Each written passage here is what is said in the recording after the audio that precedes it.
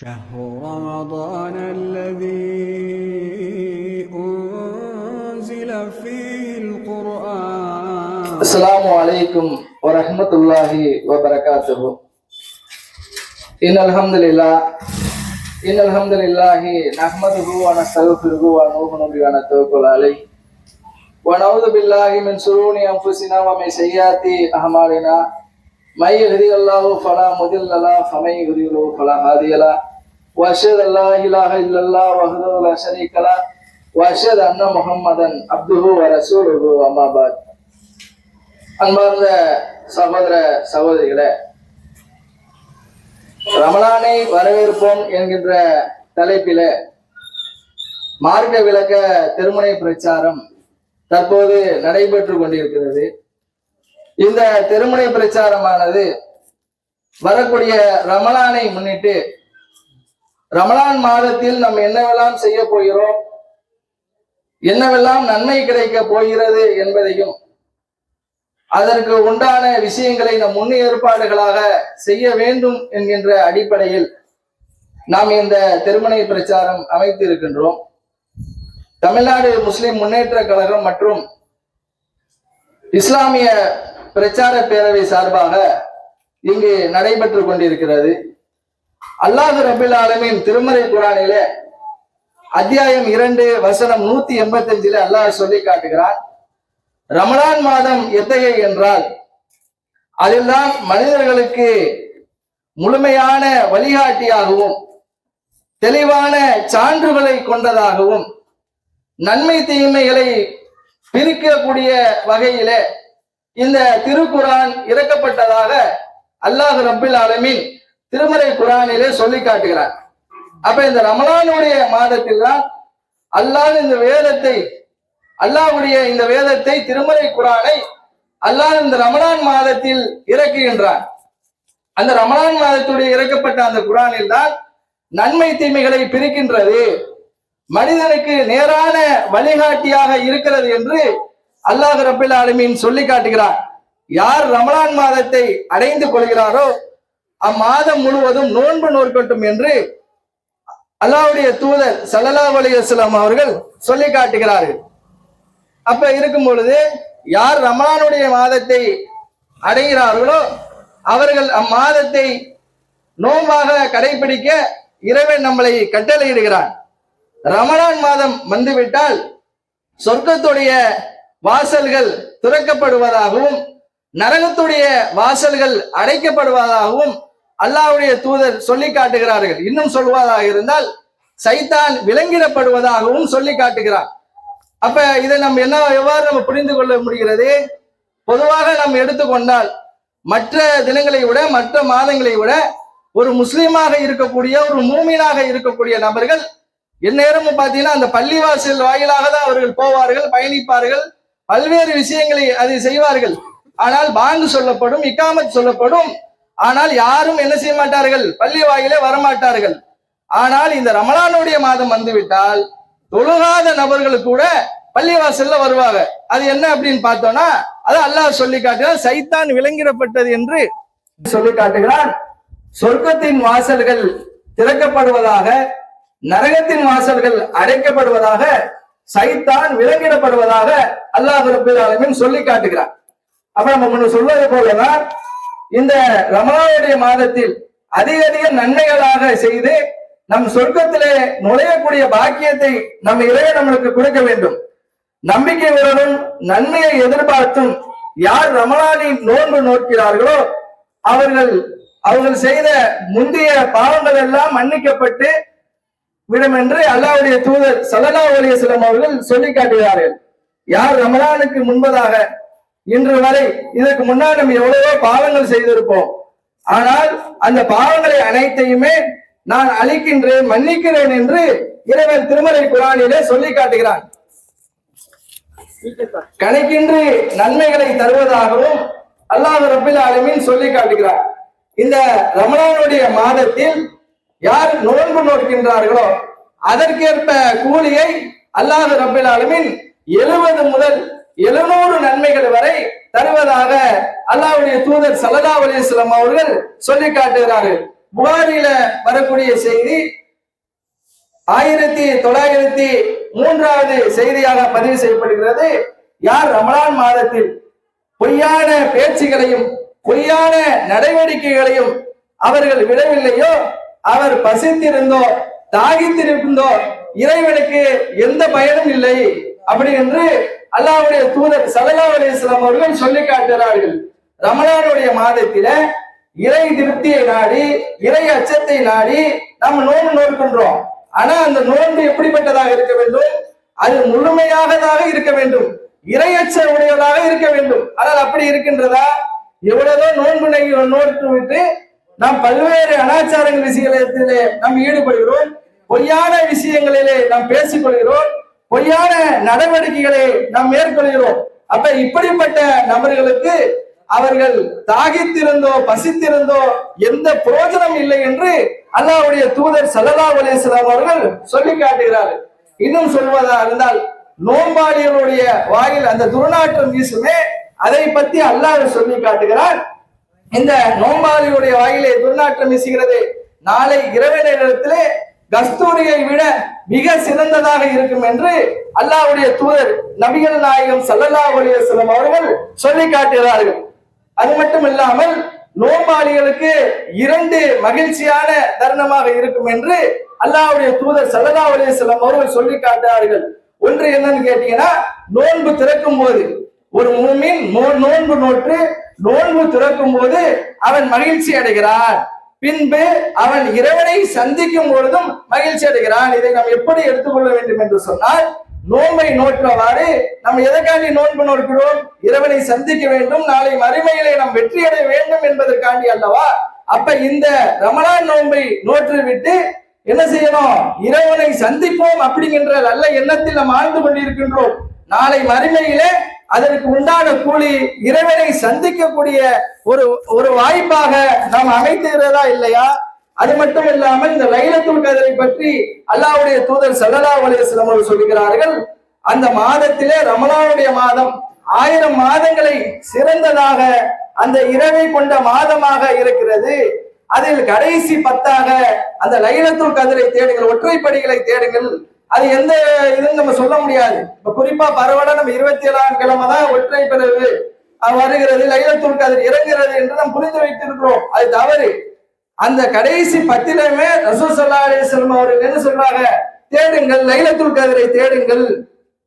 அல்லாஹ் அந்த குர்ஆன் இறக்கப்பட்ட அந்த நாளிலே நீங்கள் அதிகமாக நன்மைகள் செய்யுங்கள் என்று அல்லாஹ்வுடைய தூதர் ஸல்லல்லாஹு அலைஹி வஸல்லம் அவர்கள் சொல்லி காட்டுகிறார்கள். யார் ரமலானின் இரவு தொழுகையை இறை திருப்தியை எதிர்பார்த்து நிறைவேற்றுகிறாரோ அவருடைய முன் பாவங்களை நான் மன்னிப்பதாக சொல்லி காட்டுகிறார். முன்ன சொல்றது போல நம்ம என்ன சொன்னோம்? யார் நோன்பு நோக்கின்றாரோ அவருடைய முன் பாவங்களை மன்னிக்கப்படுவதாகவும், மற்றொன்று ஹதீஸிலே வரக்கூடிய செய்தி என்னன்னு சொன்னால், யார் தொழுகையை நிலைநாட்டுகிறார்களோ, எந்த தொழுகை? ரமலான் மாதத்திலே இரவு தொழுகை, திராவி தொழுகை நீங்க சொல்லுவீங்கல்ல, அந்த தொழுகை இரவு தொழுகையை யார் அதிகமாக நின்று வழங்குகிறார்களோ அவர்களை பற்றி அல்லாஹ் ரப்பல் ஆலமீன் சொல்லி காட்டுகிறார். அவருடைய முன் செய்த பாவங்கள் அனைத்தையுமே நான் மன்னிக்க கூடியவனாக இருக்கிறேன் என்று சொல்லி காட்டுகிறார். அல்லாஹ் எப்போதுமே மன்னிக்க கூடியவனாக தான் இருக்கிறார். அதான் அல்லாஹ் சொல்லி காட்டுகிறான், உன்னுடைய பிறடி நரம்பை விட நான் அருகாமையில் இருக்கிறேன், நீ எதா இருந்தாலும் என்கிட்ட கேளு அப்படிங்கிறான். நம்ம நடுவுல புரோக்கர் வச்சு கேட்க வேண்டிய அவசியம் இல்லை. அடைத்த ரப்பல் ஆலமீன் இருக்கும் பொழுது நான் எல்லா இடத்திலும் இருப்பேன், உன்னுடைய பிறரை நரம்பை விட அருகாமையில் இருப்பது காரணத்தினால் நீ என்னிடம் கேள், என்ன கேட்டாலும் நீ என்னிடம் கேள், நான் அதற்கு பதில் கூறுகிறேன் என்று சொல்லி காட்டுகிறார். உங்களில் ஒருவர் நோன்பு நோக்கின்ற போது, இப்ப ஒரு ஆளு நோன்பு நோக்கிறோன்னு வைங்கள, நோன்பு நோட்டு இருக்கும் போது வீட்டுக்கு சண்டைக்கு வருவாங்க. அப்ப என்ன செய்வாங்க? சில விஷயங்கள் திட்டுவாங்க. அப்ப நம்ம நோம்பாளியா இருக்கக்கூடியவர்கள் என்ன செய்யணும்? ரசூல் ஸல்லல்லாஹு அலைஹி வஸல்லம் சொல்லி காட்டுகிறார்கள், நான் நோன்பு நோக்கின்றேன், நான் நோம்பாளி என்று சொல்லுங்கள். அதுதான் பதில். அதை விட்டு நீங்க திரும்ப அவங்கள்ட்ட போய் நீங்க சண்டைக்கு போவதோ, அவங்க சில வார்த்தைகள் கெட்ட வார்த்தைகள் சொல்லி நம்மளை திட்டோம்னா நம்ம திருப்பி அவங்களை திட்டவோ இந்த மாதத்தில் வைத்துக்கொள்ள எப்பவுமே வைக்கிறாங்கிறாங்க. அது மாதிரி நோன்பு டயத்துல என்ன செய்ய சொல்றாங்க? நான் நோம்பாளி என்கின்ற பதிலை தவிர வேற எதுவும் சொல்லாதீர்கள் என்று நபி ஸல்லல்லாஹு அலைஹி வஸல்லம் அவர்கள் சொல்லி காட்டுகிறார்கள். இந்த நோம்பில் இருந்து சில விதிவிலக்கு அளிக்கப்பட்டது. யார் எடுக்கலாம் அப்படின்னு சொல்லி கேட்டீங்கன்னா, தள்ளாத வயதினர்கள், ஒரு ரொம்ப வயசானவங்களா இருப்பாங்கல்ல, அப்ப அவர்களுக்கு வந்து என்ன செய்வாங்க, ரசூல் ஸல்லல்லாஹு அலைஹி வஸல்லம் சொல்றாங்க, அவர்களுக்கு நோன்பு வந்து விதிவிலக்கு அப்படின்னு சொல்றாங்க. அடுத்து வந்து நோயாளிகளே இரண்டு விதமா இருக்கும். ஒருவர் வந்து என்ன செய்வாங்க, மருந்து மாத்திரை சாப்பிட்டுக்கிட்டு இருப்பாங்க, சரி இப்போதைக்கு முடியல, அப்புறம் நம்ம எடுத்து வச்சுக்குவோம், கலா செஞ்சுக்குவோம் அப்படிம்பாங்க. அது நம்ம என்ன செஞ்சுக்கலாம், எடுத்து வச்சுக்கலாம். நிரந்தர நோயாளியா இருப்பாங்கல்ல, ஒண்ணுமே செய்ய முடியாது, இருக்கிறதுல அதிகபட்சமாக நம்மளுக்கு நோய் ஏற்பட்டிருக்கு, அப்படி உள்ளவர்களுக்கு அல்லாஹ்வுடைய தூதர் ஸல்லல்லாஹு அலைஹி வஸல்லம் அவர்கள் தள்ளுபடி செய்திருக்கிறார்கள் அவர்களுக்கு. மூன்றாவதாக பயணத்தில் இருக்கும் பொழுது என்ன, ஒரு அர்ஜென்ட்டுக்கு, ஒரு எமர்ஜென்சிக்கு நம்ம போறோம்ல, அந்த பயணத்தை சொல்றாங்க. நம்ம ட்ரெஸ் எடுக்க போறோம்ல, ரமலான் வந்து விட்டா நம்ம என்ன செய்யறோம், துணிமணி எடுக்க போறோம், ரம்ஜான் வரப்போகுது, அந்த பயணத்தை சொல்லல. பொதுவாக என்ன சொல்றாங்க அப்படின்னு சொன்னா, பயணத்தில் ஒரு எமர்ஜென்சிக்கு நம்ம ஏதாவது போறோம் வைக்கிறோம் அப்படின்னு சொன்னா, அந்த நேரத்துல நீங்க விடுங்க, அதுக்கப்புறம் நீங்க என்ன செஞ்சுக்கலாம், அந்த நோன்பை வந்து எடுத்து வைத்துக் கொள்ளலாம் அப்படின்னு சொல்றாங்க. பெண்களுக்கு இந்த மாதவிடாய் ஏற்படும் சமயத்தில் கூட நீங்கள் அப்போது நோன்பை விட்டுருங்க, அதுக்கு அப்புறம் உள்ள மாதத்தில் 6 நோன்பு கழித்த மாதத்தில் நீங்க என்ன செய்யலாம், அந்த நோன்பை எடுத்து வைக்கலாம் என்றும், அடுத்தபடியாக கர்ப்பிணி பெண்கள் அவங்களுக்கு என்ன சொல்றான், அல்லாஹ் வந்து விதிவிலக்கு ஏற்படலாம். கர்ப்பிணி பெண்கள் வந்து நீங்கள் வந்து என்ன செய்யுங்க, நோன்பை விட்டுருங்க, உங்களால சக்தி பெற முடியாது, வயிற்றுல சுமந்து கொண்டு நீங்க என்ன செய்ய முடியாது, நோன்பு நோக்க முடியாதுங்கிற காரணத்தினால அவங்களுக்கும் விதிவிலக்கு ஆக்கி இருக்கின்றார். அடுத்து பாலூட்டும் தாய்மார்கள், அவர்களுக்கும் அல்லாஹ்வுடைய தூதர் ஸல்லல்லாஹு அலைஹி வஸல்லம் சொல்லி காட்டுகிறார்கள், அவர்களுக்கும் இறைவன் அதை விதிவிலக்காக ஆக்கப்பட்டார் என்கின்ற நபி ஸல்லல்லாஹு அலைஹி வஸல்லம் அவர்கள் சொல்லி காட்டுகிறார்கள். இந்த சகர் உணவை பொறுத்த வரைக்கும் அல்லாஹ்வுடைய தூதர் ஸல்லல்லாஹு அலைஹி வஸல்லம் அவர்கள் சொல்லி காட்டுகிறார்கள். புகாரிலே 1923வது ஹதீஸாக பார்க்கின்றோம். இந்த சகர் சாப்பாடு இருக்கு, சகர் நேர சாப்பாடு, இந்த சகர் நேர உணவு வந்து அல்லாஹ்வுடைய அதிக பரக்கத்து இருக்கிறது. யார் ஒருவர் நோன்பு ரமலான் மாதத்திலே ரமலானுடைய நோன்பு நோட்பதற்காண்டி சகர் நேரத்திலே எழுந்து அந்த சகர் உணவை யார் சாப்பிடுகிறார்களோ, அந்த நேரத்திலே அல்லாஹ்வுடைய பரக்கத் அதில் நான் வைத்திருக்கிறேன் என்று அல்லாஹ் திருமறை குர்ஆனிலே சொல்வதாக நபி ஸல்லல்லாஹு அலைஹி வஸல்லம் அவர்கள் சொல்லி காட்டுகிறார்கள். ஒரு நோன்பு நோற்றும் போது ஏதாச்சும் இப்ப நம்ம மறதியா சாப்பிட்டோம்னு வைங்களேன், இப்ப நம்ம நோன்பு கடைபிடிச்சிருக்கோம், கடைபிடிச்சிட்டு இருக்கல என்ன செய்வோம், மறதியா நம்ம வந்து என்ன செய்யறோம், ஏதாச்சும் ஒரு தண்ணியை குடிச்சிடுறோம், ஏதாச்சும் ஒண்ணு சாப்பிட்டோம்னு வைங்களேன். அப்ப அல்லாஹ்வுடைய தூதர் ஸல்லல்லாஹு அலைஹி வஸல்லம் அவர்கள் புகாரிலே 1933வது ஹதீஸாக பதிவு செய்யப்பட்ட ஹதீஸ், அவர்களை நான் தான் உண்ணவும் பருகவும் செய்தேன், நபி ஸல்லல்லாஹு அலைஹி வஸல்லம் அவர்கள் சொல்லி காட்டுகிறார்கள். ஒரு மறதியா நம்ம வந்து தண்ணி குடிச்சிட்டோம்னா நம்ம என்ன செய்யலாம், அந்த நோன்பை வந்து கண்டினியூ பண்ணலாம், அதை வந்து விட்டு விடாதீர்கள், நான் தான் அவர்களுக்கு உண்ணவும் பருகவும் செய்தேன் என்று அல்லாஹ்வுடைய தூதர் ஸல்லல்லாஹு அலைஹி வஸல்லம் அவர்கள் சொல்லி நோன்பாளிக்கு அனுமதிக்கப்பட்ட ஒன்றையும் அல்லாஹ்வுடைய தூதர் ஸல்லல்லாஹு அலைஹி வஸல்லம் அவர்கள் சொல்லி காட்டுகிறார்கள். இந்த நறுமணம் பயன்படுத்தலாம், செண்டு அத்தர் போன்ற நறுமணங்களை நாம் பயன்படுத்தலாம், அது அடுத்தபடியாக பல் துவக்கலாம் என்று அல்லாஹ்வுடைய தூதர் ஸல்லல்லாஹு அலைஹி வஸல்லம் அவர்கள் சொல்லி காட்டுகிறார்கள். அப்ப இந்த சில பேர் சொல்லுவாங்க, நோன்பு வைத்து இருந்தா என்ன செய்யக்கூடாது, எச்சியை நீங்க வந்து முழுங்கக்கூடாது, அப்படி முழுங்கினீங்க அப்படின்னு சொன்னா அது பெரும் பாவமாயிரும், நோன்பு கழிந்து விடலாம் சொல்றாங்க. ஆனா அல்லாஹ்வுடைய தூதர் ஸல்லல்லாஹு அலைஹி வஸல்லம் அவர்கள் சொல்லி காட்டுகிறார்கள், எச்சிலை முழுங்கிக் கொள்ளலாம், அது எந்த விதத்திலுமே நோன்பை முறிக்காது என்று அல்லாஹ்வுடைய தூதர் ஸல்லல்லாஹு அலைஹி வஸல்லம் அவர்கள் சொல்லி காட்டுகிறார்கள். அப்ப இந்த நோன்பை முழுமையாக நோற்ற பிறகு, 30 நோன்பை நோற்ற பிறகு அந்த 6 நோன்பை வைக்க வேண்டும். யார் ரமலான் மாதம் நோன்பு நோற்று அதை தொடர்ந்து 6 நோன்பு நோக்கிறார்களோ, ஷாபான் மாதம் 6 நோன்பு நோக்கிறாரோ, அவர் காலமெல்லாம் நோன்பு நோற்றவருக்கு சமமாகுவார் என்று சமமாவார் என்று அல்லாஹ்வுடைய தூதர் ஸல்லல்லாஹு அலைஹி வஸல்லம் அவர்கள் சொல்லி காட்டுகிறார்கள்.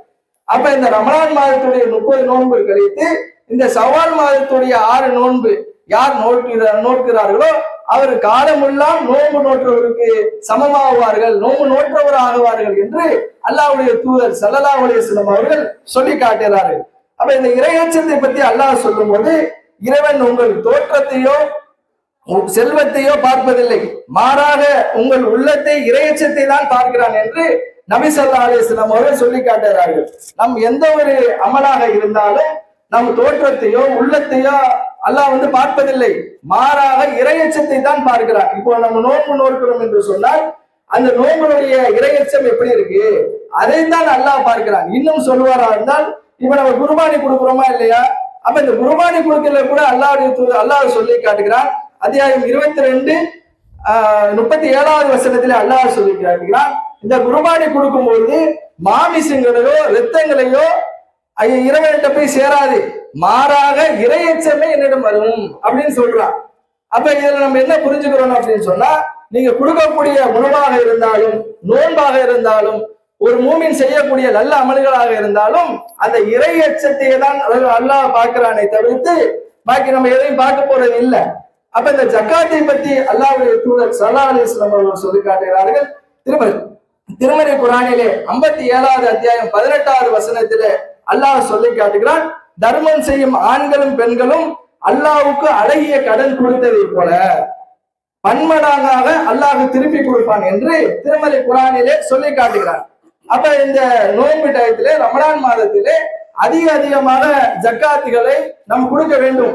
ரசூல் ஸல்லல்லாஹு அலைஹி வஸல்லம் அவர்கள் ரமலானுடைய மாதத்திலே சூறாவளியை போன்று சுழன்று என்ன செய்வாங்க, மக்கள் மன்றத்துல என்ன செய்வாங்க, வாரி அறுப்பாங்க. ஏழைகளுக்கெல்லாம் வாரி அறுப்பாங்க. நம்ம என்ன செய்யறோம், 100 ரூபாயை எடுத்து 100 ரூபாய்க்கு 1 ரூபாய் சில்லறையா பெருக்கி என்ன செஞ்சுக்கிறோம் வச்சுட்டு ஒவ்வொரு ஆளுக்கா நம்ம என்ன செய்யறோம், வரவர்களுக்கு நம்ம கொடுக்குறோம். அப்ப இது பேரு ஜக்காத்தா? முறைப்படி என்ன 2.5% கொடுக்கணும். நம்மளுடைய வருமானத்திலிருந்து 2.5% இன்னைக்கு மாதத்துல நம்ம சம்பாதிச்சிருக்கோமா, 1 லட்சம் சம்பாதிச்சிருக்கோமா, 50,000 சம்பாதிச்சிருக்கோமா, அதுல இருந்து 2% நம்ம என்ன செய்யணும், ஒவ்வொரு மாதமும் நம்ம என்ன செய்யணும், அந்த ஜக்காத்து நம்ம கொடுத்து கொண்டே தான் இருக்கணும். நீங்க எவ்வளவு சம்பாதிக்கிறீங்களோ அதுல இருந்து நம்ம கொடுத்து கொண்டே இருக்கணும். அடுத்தபடியாக திருமறை குர்ஆனிலே 27வது அத்தியாயம் 56வது வசனத்திலே அல்லாஹ் சொல்லி காட்டுகிறான், தொழுகையை நிலைநாட்டுங்கள், ஜக்காத்தை கொடுங்கள், தூதருக்கு கட்டுப்படுங்கள், இதனால் நீங்கள் அருள் செய்யப்படுவீர்கள். அப்ப இந்த வசனத்துல நம்ம தொழுகையை நிலைநாட்ட சொல்கிறான். அப்ப இன்னைக்கு நம்ம பார்க்கிறோம், தொழுகையை நிலைநாட்டுங்கள், ஜக்காத்தை கொடுங்கள். அல்லாஹ்வுக்கு விருப்பமான ஒன்று என்னது, வணக்கம் தொழுகை. அதை தொடர்ந்து நோன்பு என்று சொல்கிறார்.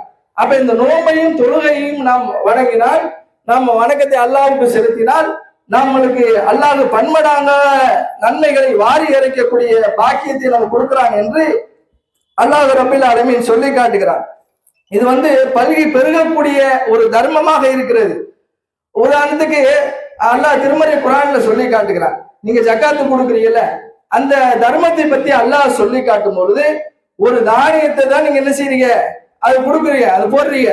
அது என்ன ஆகும் அப்படின்னு சொன்னா, அது 7 கதிர்களை முளைக்க செய்கின்றான். அல்லாஹ் இப்போ ஒரு விதையை தானே போடுறோம், அது 7 கதிர்களை விளைக்க செய்து ஒவ்வொரு கதிரிலும் 100 தானியங்கள் உள்ளன அப்படிங்கிறான். நம்ம ஒரு விதை தான் போடுறோம், அதுல இருந்து 7 கதிர்கள் வருது.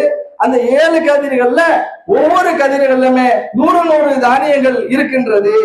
அப்ப தட்ட நாடியவருக்கு இன்னும் பன்மடங்காக நான் கொடுப்பேங்கிறான். எப்பவுமே ஒண்ணு புரிஞ்சுக்கங்க, நம்ம ஜக்காத்து நம்ம கொடுக்குறோம், அதனால நம்ம செல்வம் குறைஞ்சதுன்னு நம்ம இது பண்ணக்கூடாது. அல்லாஹ் சொல்கிறான், நீங்க அதிகமாக தர்மம் செய்யுங்கள். 100 ரூபாய் கொடுத்தால் அல்லாஹ் 200 ரூபாயாக திருப்பி தருவதாக அல்லாஹ் சொல்லி காட்டுகிறான். ஆகையினால் யாரும் இந்த ரமலானுடைய மாதத்தில் மட்டுமல்ல, எல்லா மாதத்திலுமே இந்த ஜக்காத்தை அதிகப்படுத்தக்கூடிய நபர்களாக நாம் இருக்க வேண்டும். இன்னும் சொல்வதாக இருந்தால், நபி ஸல்லல்லாஹு அலைஹி வஸல்லம் அவர்கள் ஒரு நாள் மெம்பர்ல ஏறும் பொழுது ஆமீன் ஆமீன் என்று 3 தடவை சொல்கிறார்கள். அப்ப மெம்பர்ல ஏறி முடிச்சதுக்கு அப்புறம் அல்லாஹ்வுடைய தூதர் ஸல்லல்லாஹு அலைஹி வஸல்லம் அவர்கிட்ட கேட்கிறாங்க, யா ரசூலுல்லாஹ், இந்த மாதிரி ஆமீன் ஆமீன் என்று 3 தடவை சொல்லியிருக்கிற அப்படின்னு கேட்கும்போது அல்லாஹ்வுடைய தூதர் ஸல்லல்லாஹு அலைஹி வஸல்லம் அவர்கள் சொல்லி காட்டுகிறார்கள், ஜிப்ரீல் அலைஹிஸ்ஸலாம் அவர்கள் வந்தார்கள், யார் ரமலானுடைய மாதத்தில் எவர் அந்த மாதத்தை அடைந்தும் அவருடைய பாவங்கள் மன்னிக்கப்படாமல் நரகத்திற்கு புகுவாரோ அவரை அல்லாஹ் அந்த இருளிலிருந்து அருளிலிருந்து தூரமாக்கப்படுவதாக அல்லாஹ்வுடைய தூதர் ஸல்லல்லாஹு அலைஹி வஸல்லம் அவர்கள் சொல்லி காட்டுகிறார்கள். அப்ப இந்த ரமலான் மாதம் சைத்தான் விலங்கிடப்பட்டதாக நம்ம ஒண்ணு சொன்னோம்னா அப்படி மட்டுமே. ஆனா அவ்வளவு புனிதமான இந்த மாதத்தில் கூட பள்ளிவாசலுக்கு தொழாத நபர்களை அல்லாஹ்வுடைய தூதர் அவர்கள் சொல்லி காட்டுகிறார்கள். அந்த அருளிலிருந்து, அல்லாஹ்வுடைய அருளிலிருந்து நான் என்ன செய்யறேன், தூரமாக்குகிறேன் அப்படின்னு சொல்லி அல்லாஹ் சொல்லி காட்டுவதாக நாம் பார்க்கிறோம். இந்த ரமலான் மாதத்துல அடுத்தவங்க என்ன நம்ம செய்யறோம், குறைகளை நம்ம சொல்லிக்கிட்டே இருக்கோம். அது மறைக்காம ஒரு நபர்கிட்ட குறை இருக்கும். ஆதமுடைய மகனே குறை தவறு செய்யக்கூடியவர் தானே. அப்ப அந்த ஒரு மனிதனுக்கு நான் 100% கரெக்டா இருக்கேன் அப்படின்னு யாரும் சொல்லிட முடியாது. அப்படி இருக்கும் பொழுது குறைகள் இருக்கதான் செய்யும். அப்ப அந்த குறையை என்ன செய்யணும், மறைக்கணும். ஒரு மனிதனுடைய குறையை மறைக்கணும். ஒரு தொடர்ந்து தவறான ஒரு பழக்கத்துல இருக்காரு, ஒரு மழு பழக்கத்துல இருக்காரு, ஒரு போய் பிடிக்கிறாரு, அப்படி இருக்காருன்னா நீங்க என்ன செய்யணும், டைரக்டா அவரை போயிட்டு சந்திச்சு இந்த மாதிரி எடுத்து சொல்லணும். இறைவன் தடுத்திருக்கா, மதுவை தடுத்திருக்கா, அப்ப நீங்க இந்த விஷயத்துல நீங்க ஈடுபடக்கூடாது, அல்லாஹ் உங்களை தண்டிப்பா, தொழுகை 40 நாள் தொழுகை போயிடும், நீங்க மது குடிச்சிட்டிய, அடுத்த வாரம் ஜும்மாவுக்கு போறிய, அந்த ஜும்மா ஏற்றுக்கொள்ளப்படுமா, இதனால உங்களுக்கு இந்த வாழ்க்கையும் உலக வாழ்க்கையிலும் உங்களுக்கு கேடுதானே, எவ்வளவோ ஒரு பாதிப்பை ஏற்படுத்துது அப்படின்னு சொல்லி டைரக்டா நம்ம போய் சொல்லணும். ஆனா அது யாருமே நம்ம சொல்றது இல்லை. அது சொல்லாம எல்லாத்தையுமே நம்ம பரப்புறது, அவருடைய குறைகளை மறைக்காம எல்லாத்தையும் அவர் இப்படி செஞ்சாரா அப்படி செஞ்சாரா அப்படி நம்ம சொல்லிக்கிட்டு இருக்கோம். இதை மாதிரி நம்ம செய்யக்கூடாது. அப்ப யார் ஒரு மூமினுடைய குறையை மறைக்கிறாரோ அல்லாஹ் மறுமையிலே உன்னுடைய குறையை நான் மறைக்கிறேன் என்று அல்லாஹ்வுடைய தூதர் ஸல்லல்லாஹு அலைஹி வஸல்லம் அவர்கள் சொல்வதாக புகாரிலே 2442வது ஹதீஸாக பதிவு செய்யப்படுகிறது. இன்னும் சொல்வதா இருந்தால், வசதி இல்லாதோர் கடன் தள்ளுபடியை பற்றி அல்லாஹ்வுடைய தூதர் ஸல்லல்லாஹு அலைஹி வஸல்லம் அவர்கள் சொல்லி காட்டுகிறார்கள். ஒரு நம்ம குடியிருப்பு பகுதி இப்ப காலநிலை இருக்கணும் வைங்களேன், பக்கத்து வீட்டுக்காரர் ரொம்ப சிரமத்துல இருக்காரு, அவர் என்ன செய்வாரு, ஒரு 10,000 ரூபாய் அவருக்கு தேவைப்படும். அந்த 10,000 ரூபாய் வாங்குறதுக்காண்டியும் நம்ம பேங்க்ல போய் வாங்கணும்னா அது வட்டியா இருக்கு, வட்டி வாங்கினா அல்லாஹ்வுடைய போர் செய்யறதுக்கு சமமா இருக்கும் அப்படின்னு அல்லாஹ் சொல்லுகிறானே. அப்ப நம்ம என்ன செய்யறோம், பக்கத்துல நம்ம அழகிய கடனா வாங்குவோம்னு சொல்லிட்டு பக்கத்துல ஒரு பெரிய செல்வந்தரா இருப்பாரு, அப்ப அவர்கிட்ட போய் நம்ம என்ன செய்யறோம், கடன் ஒரு 10,000 ரூபாய் கொடுங்கன்னு சொல்லிட்டு வாங்குவோம். ஆனா அவர் என்ன செய்வாரு, சரி கஷ்டமா இருக்காரு அப்படின்னு சொல்லிட்டு அவருமே கொடுத்துருவாரு, ஒரு தவணை வச்சுக்கோ, ஒரு மாதத்துல நீ திருப்பி கொடுத்துரு அப்படின்னு சொல்லுவாரு. ஆனா அவரு நல்ல எண்ணத்துலதான் வாங்கியிருப்பாரு, நான் திருப்பி கொடுக்குறேன் அப்படிங்கிற நல்ல எண்ணத்துல வாங்கியிருப்பாரு. ஒரு சூழ்நிலை, அவரு குழந்தைகளுக்கு ஏதோ ஒரு பாதிப்பு, ஒரு ஹாஸ்பிட்டல் எமர்ஜென்சி செலவா இருக்கும், கொடுக்காம இருப்பாரு. அதை நம்ம பார்த்துக்கிட்டு தான் இருக்கிறோம். சரி ஒரு மாசம் ஆச்சு கொடுக்கல, சரி அடுத்த மாசம் கொடுப்பாரான்னு பாக்குறோம். அடுத்த மாசம் அவனால கொடுக்க முடியாத சூழ்நிலை. அப்படி இருக்கும் பொழுது அல்லாஹ்வுடைய தூதர் ஸல்லல்லாஹு அலைஹி வஸல்லம் அவர் சொல்லி காட்டுறார்கள், அந்த கடனை தள்ளுபடி செய்யுங்கள். நீங்க வசதி வாய்ப்பா தானே இருக்கீங்க, அப்படி இருக்கும் பொழுது உங்களுக்கு நல்லாவே தெரியுது அவர் கொடுத்துருவாரு அப்படிங்கிற நம்பிக்கையில வாங்கினதும் உங்களுக்கு தெரியும். ஆனா நீங்க என்ன செஞ்சிருங்க, அவருடைய கடனை நீங்க தள்ளுபடி செஞ்சிருங்க. அப்படி தள்ளுபடி செய்தால் அல்லாஹ் உங்களுடைய அந்த தீமைகளை தள்ளுபடி செய்கின்றேன், நீங்க செய்திருக்கின்ற அனைத்து விதமான தீமைகளையும் நான் தள்ளுபடி செய்து உங்களுக்கு நன்மை தருகிறேன் என்று மறுமை நாளிலே அல்லாஹ் சொல்வார். அப்ப ரமலானின் இரவு தொழுகையை பற்றி சொல்லும் பொழுது, யார் ரமலானின் இரவு தொழுகையை இறை திருப்தியை எதிர்பார்த்து நிறைவேற்றுகிறாரோ அவருடைய முந்தைய பாவங்களை நான் மன்னிப்பதாக சொல்லி காட்டுகிறான். அப்ப ஒரு முஸ்லீமுக்கு இந்த தொழுகையை பத்தி நம்ம சொல்வதாக இருந்தால் அடிப்படையே நம்ம என்ன, ஒரு முஸ்லீம் லா இலாஹ இல்லல்லாஹ் முஹம்மது ரசூலுல்லாஹ், வணக்கத்திற்குரியவன் அல்லாஹ்வை தவிர வேறு யாரும் இல்லை. அப்ப இந்த தொழுகையை பற்றி பல்வேறு விஷயங்களை நாம் பார்க்கிறோம். இன்னும் குறிப்பாக சொல்வதா இருந்தால், ஒரு முஸ்லீமுக்கும் இறை மறுப்பாளருக்கும் உள்ள வித்தியாசமே இந்த தொழுகை தான். ரசூல் ஸல்லல்லாஹு அலைஹி வஸல்லம் அவர்கள் சொல்லி காட்டுகிறார்கள், ஒரு முஸ்லிமுக்கும் இறை மறுப்பாளர் அதாவது அல்லாஹ்வை ஏற்றுக்கொள்ளாத நபர்களுக்கும் உள்ள வித்தியாசம் இந்த தொழுகை தான் அப்படி என்று சொல்லுகிறார்கள். ஆகையினால இந்த ரமலானுடைய மாதத்தில் அதை ஒரு படிப்பனையாக எடுத்துக்கொண்டு 30 நாட்களும் நம்ம நோன்பு நோற்று வரக்கூடிய நாட்களில் நம்ம என்ன செய்யணும், இந்த தொழுகையை நாம் கடைபிடிக்கிறவர்களாக நம்ம இருக்கணும். அப்ப மறுமையிலே ஒரு மனிதனுடைய அமல்களை பற்றி விசாரிக்கப்படும் போது முதலாக ஒரு மனிதன் இறந்துட்டான், மறுமை நாள்ல எழுப்பப்பட்டு முதல் விசாரணை என்ன தெரியுமா, தொழுகை தான். அப்ப எந்த அளவுக்கு அல்லாஹ் தொழுகைக்கு முக்கியத்துவம் கொடுத்திருக்காங்க பார்த்தீங்களா இல்லையா. அவன் தான் நம்மளை படைத்தான், படைக்கப்பட்ட இறைவனுக்கு நம்ம வணக்கம் செலுத்தணுமா இல்லையா. அப்ப இதை என்ன செய்யறான், மறுமை நாள்ல முதல் கேள்வியாக முதல் விசாரணையாக நான் தொழுகையை பற்றி தான் கேட்பேன் என்று சொல்கிறார். அப்ப நம்மளுடைய தொழுகை எந்த அளவுக்கு இருக்கிறது என்பதை நம்மால் பார்க்க இருக்கின்றோம். அல்லாஹ்விடம் பாவ மன்னிப்பு அதிகமாக நம்ம என்ன செய்யணும், கேட்க வேண்டும். அப்ப முன்ன சொன்னது மாதிரி இந்த ரமலானுடைய மாதத்தில் அதிகமாக பாவ மன்னிப்பு நாம் கேட்க வேண்டும். அதை நம்ம கேட்க மாட்டேங்கிறோம். இன்னும் சொல்வதா இருந்தால், அல்லாஹ் ரப்பில் ஆலமீன் முதலில் படைக்கப்பட்ட நபர் ஆதம் அலைஹிஸ்ஸலாம் அவர்கள், அதற்கு பிறகு ஹவ்வா அலைஹிஸ்ஸலாம் அவர்களை துணையாளராக படைக்கின்றார், படைத்து சொர்க்கத்திலே விழுகின்றார். அந்த சொர்க்கத்திலே நீங்கள் விரும்பியவாறு நீங்கள் இருந்து கொள்ளலாம், நீங்கள் உண்ணுங்கள் பருகுங்கள் என்ன வேணா செய்யுங்க அப்படின்னு அல்லாஹ் சொல்லிவிட்டு சொல்கிறார். இந்த சொர்க்கத்தில் ஏதோ பாரு ஒரு மரம் இருக்கிறது, இந்த மரத்தை மட்டும் நீங்க என்ன செய்யாதீங்க, நெருங்காதீங்க அப்படின்னு அல்லாஹ் சொல்கிறார். ஆனா சைத்தான் வழி எடுத்தானா இல்லையா? அப்ப சொல்லும் போது என்ன செய்யறாங்க? ஆதம் அவ்வா அலைஹிஸ்ஸலாம் அவர்கள் அந்த மரத்தை நெருங்கி அதை மின்னுகிறார்கள். அப்ப சைத்தான் என்ன செய்யறான்? முதலில் படைக்கப்பட்ட மனிதனையே ஆதம் அவ்வா அலைஹிஸ்ஸலாம் அவர்களே சைத்தான் வழி எடுக்கிறார். அப்ப என்ன செய்யறாங்க?